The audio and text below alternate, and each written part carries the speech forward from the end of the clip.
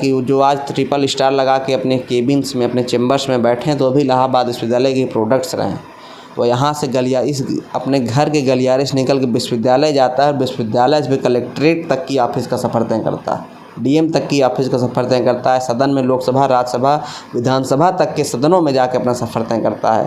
तो जाहिर सी बात है कि जो भी इलाहाबाद विश्वविद्यालय का पढ़ा हुआ छात्र है वो कहीं भी कतई ये नहीं चाहेगा कि यहाँ प्रकार से फीस वृद्धि हो और शिक्षा का बाजारीकरण हो। और इसके उद्देश्य के साथ छात्रों के साथ है, मैं खुले तौर पर बात कर सकता हूँ। और जिला प्रशासन की भी यही मंशा है कि फीस वृद्धि जो इस तरीके से निरंकुशता के साथ बढ़ाई गई है वापस कर ली जाए।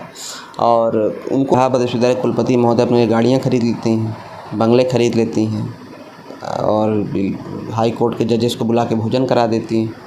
और उसके बाद जब कुछ नहीं बचता तो फिर छात्रों के ऊपर हंसिया चलाने का काम करती हैं, छात्रों की फ़ीस बढ़ाने का काम करती हैं। इलाहाबाद विश्वविद्यालय छात्रों का है, मजलूमों का है, गरीबों का है, मध्यस्थों का है और ग्रामीणांचलों से आने वाले लोगों का है। इनके साथ अगर आप जाप्ती करेंगे तो इलाहाबाद विश्वविद्यालय का छात्र चुप बैठने वाला नहीं। इलाहाबाद विश्वविद्यालय बहुत ही क्रांतिकारी छात्र नेताओं की भूमि रही है और एक ऐसी उर्वरक भूमि रही है जहाँ पे छोटा से छोटा पुष्प जब बाहर कहीं जाता है तो बड़े तरीके से महकता है। इलाहाबाद विश्वविद्यालय पूरा मज़दूरों का ही है, चाहे उसको बनाने से लेके पढ़ाने से लेके पठन पाठन में जो पढ़ाने आए वो भी मज़दूर के ही लड़के हैं। तो संगीता श्रीवास्तव आज खुद को तकनसी समझ के बैठी हैं, वो भी मज़दूर की ही लड़की थी। उनका भी इतिहास बहुत ज़्यादा स्वर्णिम नहीं रहा, वो भी किसी राजघराने से ताल्लुकात नहीं रखती थी, वो भी हमारे जैसे ही गरीब तबके से आने वाली छात्रा थी। हालांकि ठीक है, पराठा बनाने का कहीं न कहीं इलाहाबाद विश्वविद्यालय प्रशासन पूरी तरीके से डरा हुआ है। ऐसे छात्रों को पहले ही चिन्हित कर देते हैं जिनके पास सवालों की एक लंबी सूची है। ऐसे छात्रों को पहले ही दरकिनार कर देते हैं जिनके पास क्षमता ही नहीं उनसे बात करने की। जैसे मेरे साथ में 2-3 छात्रों को किनारे कर दिया गया। उसका सबसे प्रमुख कारण ये था कि उनके अंदर क्षमता ही नहीं है, कलेजा ही नहीं कि हमसे वो बात कर पाएँ, हमारे सवालों का जवाब दे पाएँ। हमारे पास सवालों की एक बहुत लंबी सूची है उन घूसखोरों के ख़िलाफ़, उन गद्दारों के ख़िलाफ़ जो इलाहाबाद विश्वविद्यालय की नींव को बेचने का काम कर रहे हैं, इलाहाबाद विश्वविद्यालय के इतिहास को बेचने का काम कर रहे हैं। हम तो सवाल पूछेंगे उनसे, अब वो सवाल से बचने के लिए हमें साइड लाइन कर दें तो उनकी गलती है, मैं इसमें क्या कर सकता हूँ। तो हम इतने आज 29 दिन हो गए आंदोलन को, हम आंदोलन समझौता ही कर लिए होते। 29 दिन अमर अनशन क्यों चलाते हैं हमारे साथी? जो अपने पेट को ताड़ियों को निचोड़ रहे हैं वो समझौते के लिए निचोड़ नहीं रहे हैं, हम परिणाम के लिए निचोड़ रहे हैं कि या तो जीरो हो जाए या तो।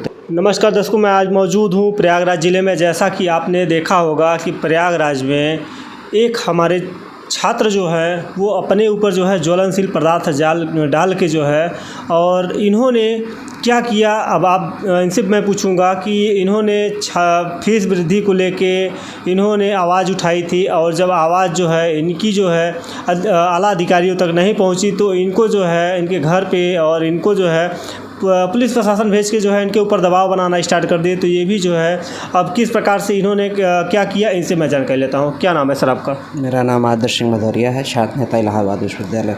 तो अभी जो है आप इलाहाबाद में ज्वलनशील अपने ऊपर डाल के आप क्या करने वाले थे? देखिए, कहीं ना कहीं हमारी आवाज़ को पूरी तरीके से दबाया जा रहा था। इलाहाबाद विश्वविद्यालय में घोषित आपातकाल की व्यवस्था को लागू कर दिया गया था। संवादहीनता का दौर था। उस दौर से निकलने के लिए, अपनी बात को मुखरता के साथ रखने के लिए और अपनी आंदोलन को एक प्रखरता के साथ उठाने के लिए मैंने ऐसा संघर्षशील कदम उठाया। और कहीं न कहीं से मेरे परिवार, मेरे घर वालों को भी प्रताड़ित किया जा रहा था। और एक संदेश भी मैं देना चाह रहा था कि यदि मेरे इस आंदोलन स्थल से इस आंदोलन की आग मेरे घर तक जाने की कोशिश करेगी तो यहाँ पे मेरे प्रकार के, मैं ही नहीं, इसमें मेरे साथ 20 से 50-100 साथी मिलकर इलाहाबाद विश्वविद्यालय की इस तरह से हुकूमत को उखाड़ के फेंकने का काम करेंगे। तो जिस प्रकार से देखिए दर्शकों कि यहाँ पे बता रहे हैं कि हमारे साथ जो है छात्र भी साथ में हैं, तो ये बताइए जैसे कि आपके छात्र जो हैं अगर ABPB वाले जो जाते हैं वहाँ पे समझौता करने के लिए जो जाते हैं तो वहाँ पे आंदोलन करने लगते हैं, तो ऐसा क्यों? देखिए, समझौता इसमें क्या करना है, हमारी सिर्फ एक मांग है कि जो 400% फीस बढ़ी है या तो 400% वापस हो जाए, या तो जो फीस है अभी वर्तमान में वो भी ज़ीरो हो जाए, या तो शून्य या तो पहले जितना। इसके अतिरिक्त समझौता जैसा कुछ है ही नहीं। अगर समझौता करना होता तो हम इतने आज 29 दिन हो गए आंदोलन को, हम आंदोलन समझौता ही कर लिए होते। 29 दिन अमर अनशन क्यों चलाते हैं हमारे साथी? जो अपने पेट को ताड़ियों को निचोड़ रहे हैं वो समझौते के लिए निचोड़ नहीं रहे हैं, हम परिणाम के लिए निचोड़ रहे हैं कि या तो जीरो हो जाए या तो उतनी ही रहे। तो प्रचार के द्वारा बुलाया गया था समझौते के लिए, तो ये बातें तो सामने आ रही है कि आपको बुलाया गया था, तो वहाँ पे जो है किस प्रकार की जो है धरना प्रदर्शन हो जाता है कि वहाँ पे आपकी मांगों को नहीं सुना जाता? देखिए, कहीं न कहीं इलाहाबाद विश्वविद्यालय प्रशासन पूरी तरीके से डरा हुआ है। ऐसे छात्रों को पहले ही चिन्हित कर देते हैं जिनके पास सवालों की एक लंबी सूची है। ऐसे छात्रों को पहले ही दरकिनार कर देते हैं जिनके पास क्षमता ही नहीं उनसे बात करने की।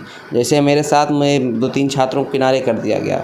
उनका सबसे प्रमुख कारण ये था कि उनके अंदर क्षमता ही नहीं है, कलेजा ही नहीं कि हमसे वो बात कर पाएँ, हमारे सवालों का जवाब दे पाएँ। हमारे पास सवालों की एक बहुत लंबी सूची है। उन घूसखोरों के खिलाफ़, उन गद्दारों के खिलाफ़ जो इलाहाबाद विश्वविद्यालय की नींव को बेचने का काम कर रहे हैं, इलाहाबाद विश्वविद्यालय के इतिहास को बेचने का काम कर रहे हैं। हम तो सवाल पूछेंगे उनसे।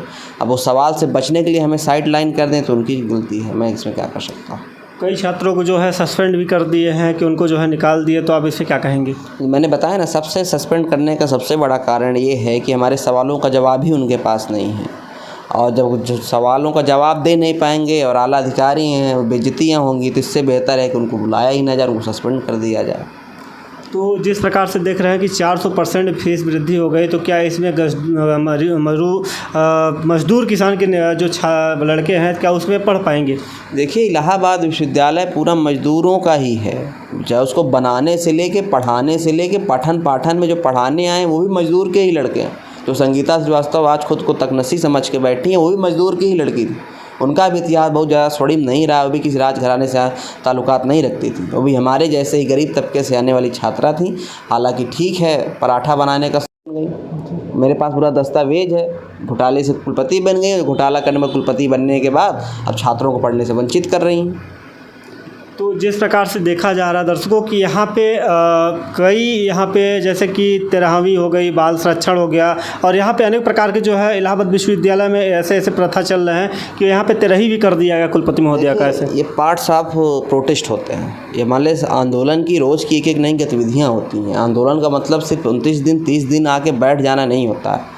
हमारी गतिविधियाँ नहीं होंगी तो छात्रों का अट्रैक्शन नहीं मिलेगा, और अट्रैक्शन नहीं मिलेगा तो छात्रों का हुजूम नहीं मिलेगा, हुजूम नहीं मिलेगा तो बल नहीं मिलेगा, बल नहीं मिलेगा तो हम लड़ाई जीतने में सक्षम नहीं हो पाएंगे। तो आपके साथ में कितने छात्र और छात्राएं हैं? इलाहाबाद विश्वविद्यालय के 36,000 छात्र छात्राओं का पूर्णतः समर्थन हमारे साथ है, और वो भी स्वयं हमारे साथ हैं, चाहे सोशल मीडिया के माध्यम से हो, प्रत्यक्ष अप्रत्यक्ष।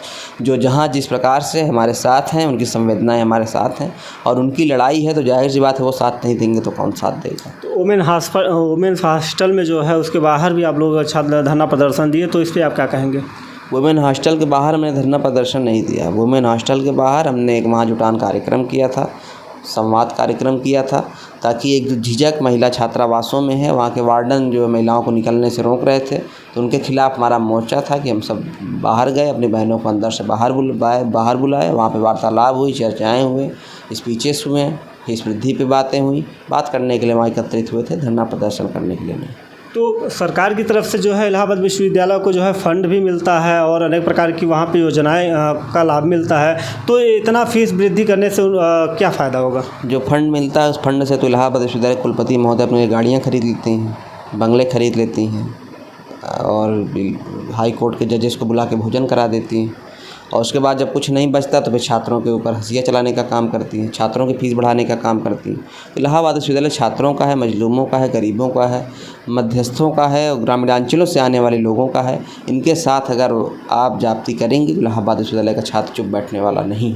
इलाहाबाद विश्वविद्यालय बहुत क्रांतिकारी छात्र नेताओं की भूमि रही है, और एक ऐसी उर्वरक भूमि रही है जहाँ पे छोटा से छोटा पुष्प जब बाहर कहीं जाता है तो बड़े तरीके से महकता है। जिस प्रकार से देखा जाए कि यहाँ पे जो है छात्रों का जो है जहाँ 5,000 था वहाँ 15,000 कर दिया गया, और जो हॉस्टल का फ़ीस था वो भी एकदम 4 गुना कर दिया गया। जी, 45,000 रुपये कर दिया गया। अब सोचिए कि अगर जो मज़दूर पिता, मज़दूर बाप 300 रुपये दिन भर दिहाड़ी में काम करता है, और 123 रुपये जब अपने लड़के को हॉस्टल की फ़ीस दे देगा, और 100 रुपये खाने का दे देगा, 100 रुपये रहने का दे देगा, जब 400 रुपया उसके पीछे ही खर्च करेगा एक दिन में 12,000 महीने का, तो अपने घर को क्या चला पाएगा? क्योंकि उसकी तनख्वाह तो सिर्फ 9,000 रुपये ही महीने की है, और उसमें से भी 3-4 रविवार संडे मंडे हो जाते हैं, कितनी छुट्टियां हो जाती हैं, पैसे रुक जाते हैं, पूंजीपतियों के द्वारा।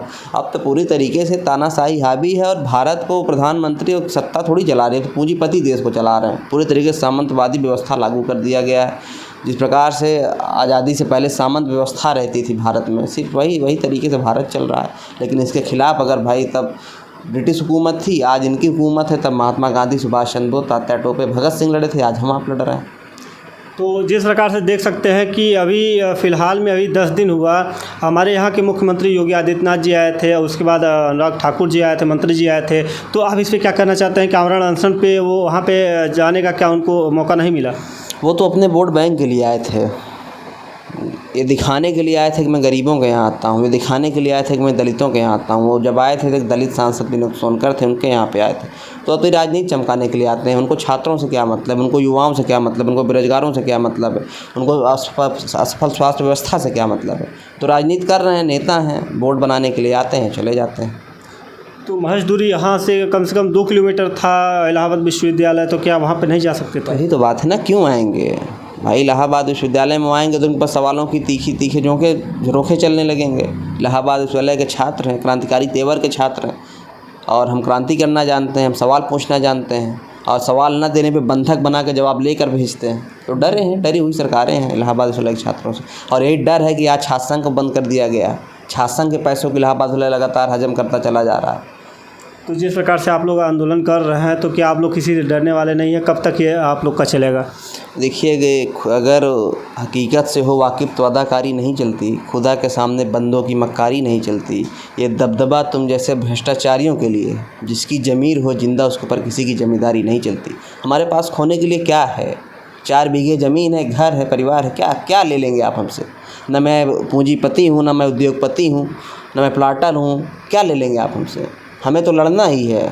हमारे पास खोने के लिए कुछ नहीं है, पाने के लिए सारा जहाँ। मैं छात्र हूँ, तो मैं लड़ूंगा, अंतिम सांस तक लड़ूंगा। तो जिस प्रकार से आज आप लड़ रहे हैं, ये आने वाले भविष्य के लिए, मान लीजिए कि आपका फीस यहाँ इतना वृद्धि हुआ है, आपके आने वाले बच्चे का जहाँ भी फीस वृद्धि उतना ही रहेगा, उससे कहीं और बढ़ जाएगा, तो इस पर क्या कहेंगे आप? इसीलिए तो लड़ रहे हैं ना आज, कि कल एक जो बड़ा कलंक मिलने वाला है इलाहाबाद विश्वविद्यालय के छात्र नेताओं को, उससे हम बच सकें। इसीलिए आज हमें लड़ाई लड़ रहे हैं कि जब आने वाली नई पीढ़ी है तो हम पर एक सवाल और ना दाग सके, हमारे पर एक प्रश्न चिन्ह ना खड़ा कर सके। जब इलाहाबाद विश्वविद्यालय में फीस बढ़ी तो उस समय आप क्या कर रहे थे?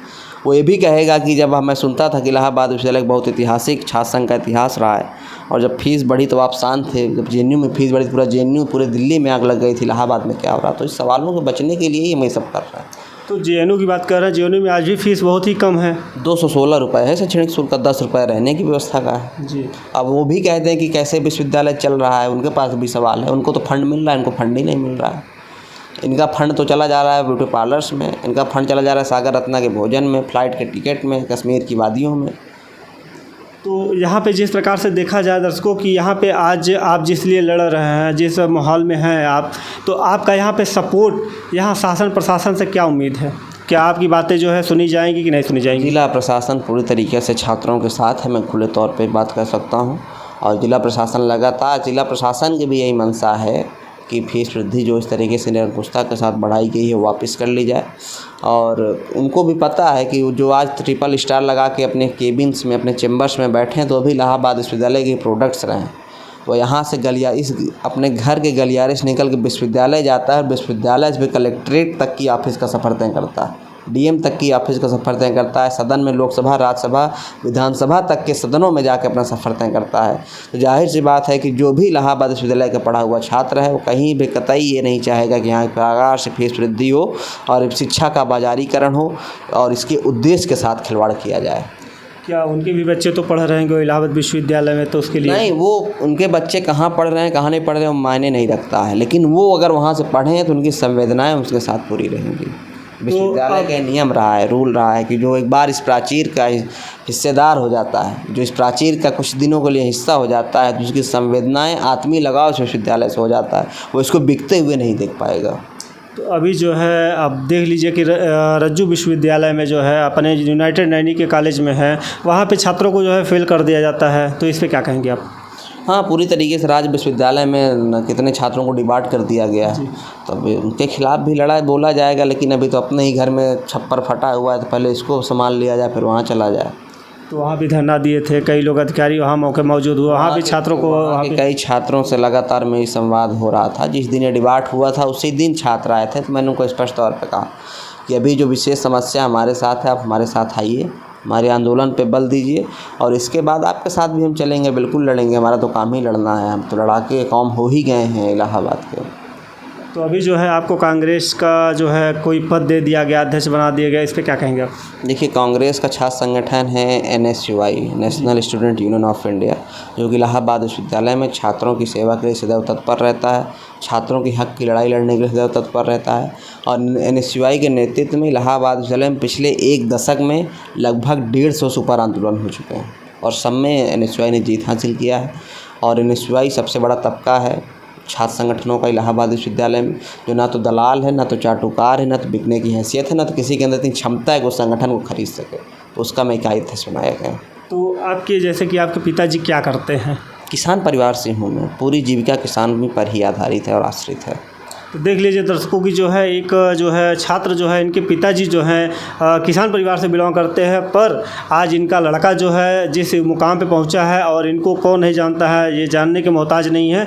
जिस हिसाब से जो है गरीबों के हित के लिए लड़ रहे हैं, छात्रों के फेस वृद्धि के लिए लड़ रहे हैं, अगर कहीं भी गलत कार्य होता है तो ये हमेशा लड़ जाते हैं। एक बार सर अपना परिचय बता दीजिए। सर आदर्श सिंह भदौरिया मेरा नाम है, इलाहाबाद विश्वविद्यालय से स्नातक अंतिम वर्ष का छात्र हूँ, विश्वविद्यालय का सक्रिय छात्र नेता हूँ, वर्तमान में NSUI का यूनिट प्रेसिडेंट हूँ और मैं रहने वाला मूल निवासी चिल्ला गौहानी 12 विधानसभा का हूँ। थाना क्षेत्र लालापुर पड़ता है। किसान परिवार है, पिताजी किसान है, पिताजी के नाम से राजेश सिंह भदौरिया, मम्मी के नाम क्या है? आरती सिंह। तो देख लीजिए दर्शकों कि यहाँ पे इनका पूरा बैकग्राउंड ये है और जिस हिसाब से जो है अपने आप को जो है तन मन धन सब कुछ लगा दिए अपने परिवार के पास, अपने छात्रों के परिवार जो है मानते हैं। और इस हिसाब से ऐसे ही हमेशा इनका जो है किसी भी के साथ गलत कार्य ना हो, ऐसे ही हमारे साथ बने रहिए। मैं सुकुमार, धन्यवाद।